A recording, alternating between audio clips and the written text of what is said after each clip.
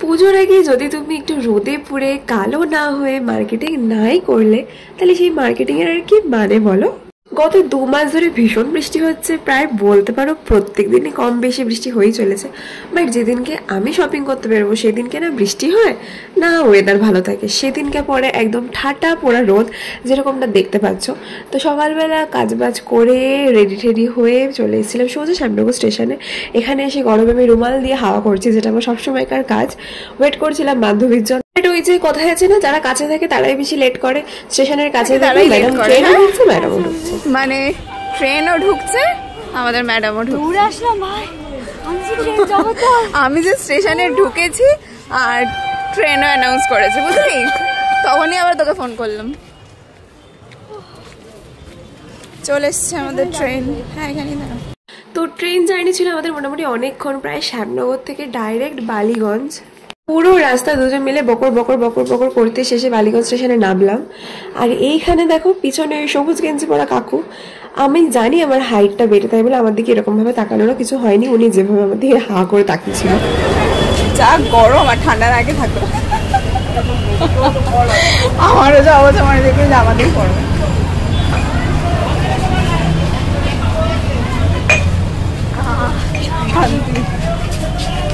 এই শান্তি খেয়েই পরে অশান্তিতে ভুগছি আমি, লেগে গেছে মারাত্মক ঠান্ডা। এই জন্যই বলে লাইফে না বেশি শান্তির দরকার নেই, যেই মাত্র তোমার জীবনে শান্তি আসবে অমনি তোমার লাইফে অশান্তিও শুরু। আমরা জামা কাপড় পাবো, ওদিকে গেলেও পাবো, এদিকে গেলে ওই কসমেটিক খাওয়া হেনা তেনা এসব পেতে পারি। এবার জানি না এগুলো ডিরেকশনগুলো চেঞ্জও হয়ে যেতে পারে, যে হয়তো ওদিকে গেলে আমরা গয়নাগাটি পাবো, এদিকে জামা কাপড় পাবো। ব্যাপারটা হচ্ছে আমরা জানি না কোন দিকে কি পাওয়া যায়, আমরা এখন চলে যাবো। অনেক বছর পর গড়িয়াহাটে আসলে ডান দিক বাদিক কোন দিক মানুষ যখন চিন্তা না করে তখন মানুষ, ও আমাকে বলছে কোন দিকে যাবি, আমি বলছি চল উবুদশ করি, এদিকে না ওইদিকে, তো যেদিকে হবে সেদিকেই আমরা যাবো। 10, 20, 30, 40, 50, 60, 70, 80, 90, 100 না, যেটা হয় তার ওইদিকে যাবো। দেখা যাবে ওখানে আমরা কি কালেকশন পাই। ওখানে কিছু না পাই তো আমরা আবার এদিকে আসবো, কোনো ব্যাপার না। হাতে আমাদের অঢেল টাইম, কোনো কাজ নেই, জবলেস। আমরা এখন এগিয়েছি আমাদের উবুদশ খেলার পথে। ছোটবেলা আমরা যেভাবে খেলতাম, আমরা গড়িয়াহাটে এসে সেটা করে আমাদের এই লাইনটা হয়ে গেছে ঘোরা, ঠিক আছে? গড়িয়াহাট বেডিং স্টোর আমাদের ঘোরা হয়ে গেছে। আমরা এখানে ঢুকি। নেক্সট আমরা এদিকে যাবো, এখানে অলরেডি হাতি কলা সব। গড়িয়াহাটে এসে কে কে এইভাবে শপিং করতে হবে আমাদের কিন্তু জানা। আমাদের যে আমরা উবুদশ করে যেখানে এসেছিলাম, আমাদের ব্যাপারটা পুরো উবুদশ করার পরে দুটো গলি ছিল, দুটো গলির মধ্যে আমরা একটা গলিতে ঢুকেছি, এবার আরেকটা গলিতে যাবো, ওখানে দেখি পাওয়া যায় কিনা। ব্যাপারটা এখানে শুধু গয়না, ব্যাপারটা আপাতত ফ্লপ হয়ে গেছে।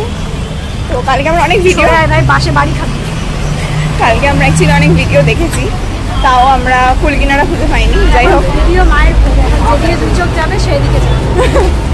আমরা দেখি কোন দিকে কি করা যায়। আপাতত আমরা প্রত্যেকবার এই কথা থেকে 2 পাগল মিলে বেরোই, আমাদের এরকম শেষে গিয়ে বেশি না একটা সোনার দোকানে কিনে একটা হাড় কিনে নিয়ে চলে যাবো। কোটিপতি তো আমরা, কোটিপতি।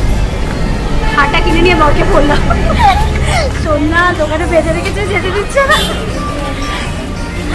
তোর বর বলবে তাহলে থাক, বাড়িতে একটু শান্তি থাকবে। বিশ্বাস করো, মেয়েরা যখন শপিং এ বেরোয় মেয়েদের এত এনার্জি হয়ে যায়, মেয়েরা এখান থেকে ওইখান, ওইখান থেকে ওইখান, কোথায় না কোথায় চলে যাবে শপিং এর জন্য। বিশেষ করে সেই দিনটা যদি শপিং এর জন্যই রাখা হয়। আমরা কিন্তু ফার্স্টে গেছিলাম গড়িয়াহাট, ওখান থেকে কিছু জিনিস কিনে কিন্তু আমরা সোজা চলে গেছিলাম স্প্ল্যানেটে। আর লং স্কার্ট কেনার, আমাদের যা হাইট, মানে একবার দেখা মনীষার স্কার্টটা, ওকে একবার জাস্ট দেখো কত দূর এসছে, এবার আমাকে একবার দেখো।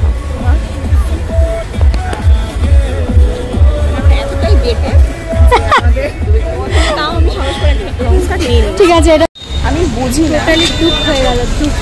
আমি ওটাই বলছি, আমি বুঝি না। কিছু কিছু দোকানদার বলে যে ম্যাডাম আমরা এই দামে বেচছি, কিন্তু আপনাদের জন্য আমরা এই দাম করে দিচ্ছি। মানে একটা জামা 850 দিয়ে বেচছি, সেটা ওরা 550 করে দেবে।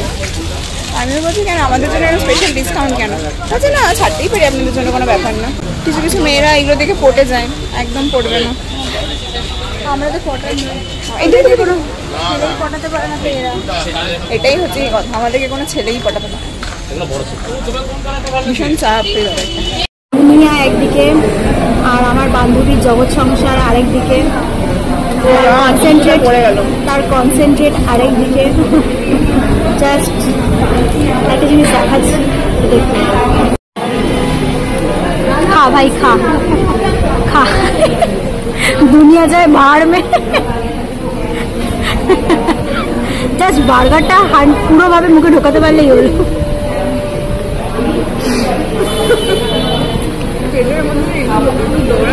সেটাই গড়িয়া গড়িয়া থেকে প্ল্যানেট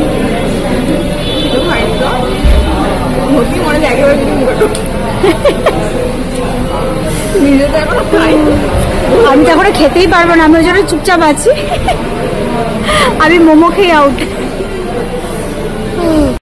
তো আমাদেরকে দেখে বুঝতেই পারছো সেই সকালবেলা কটা বেরিয়েছি আমরা? 11:30। আমি 11:30, তুই আমারও আগে 11:20 নাগাদ বললি, আমার ফোন করলি। হ্যাঁ বললে আমি বেরোচ্ছি। আমরা ওই মোটামুটি 11:20 নাগাদ বেরিয়েছি। গড়িয়াহাট মানে আমরা কলকাতার কিছু আর বাকি রাখেনি, দিয়ে আমাদের শেষমেশ এই অবস্থা। বাট আমাদের বলবনি না, শপিং করে আমাদের মুখটাই বিধ্বস্ত হয়েছে, আমরা এখনো অব্দি বিধ্বস্ত হইনি। বাট আমাদের এখনো এনার্জি আছে, এনার্জি আছে, এত শপিং করেছি হয়ে গেছে, আরো আছে। আর ব্যাগের ভেতরে তো রয়েছে। যাই হোক, প্রচুর শপিং করেছি। তোমাদের কার কার শপিং হয়েছে অবশ্যই জানিও। এখন আমরা জাস্ট বাড়ি ফিরবো, বাড়ি ফিরে ব্যাস আজকের মতো the end. Bye bye. Bag থেকে কাঁধ থেকে ব্যাগ খুলে পড়ে